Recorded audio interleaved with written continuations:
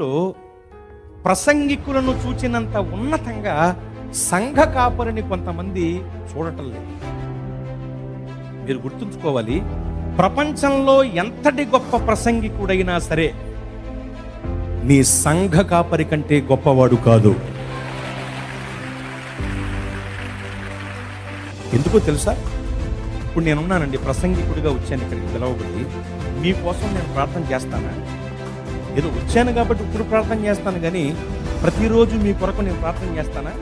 ప్రతిరోజు మీ కొరకు పేరు పేరున నేను ప్రార్థన చేస్తానా? చేయను కదా. ఈ విషయం తెలియక కొంతమంది మా దగ్గరికి వచ్చి, అయ్యగారండి చాలా బాగా చెప్పారు ప్రసంగం, మీ అనుదిన ప్రార్థనలో మా కోసం జ్ఞాపకం చేసుకోండి. అనుదినం నీ దినమేం కదా, అనుదినం నేనే కాదు, ఏ ప్రసంగికుడు నీ కొరకు ప్రార్థన ఏదో ఒకవేళ చేస్తే అందరి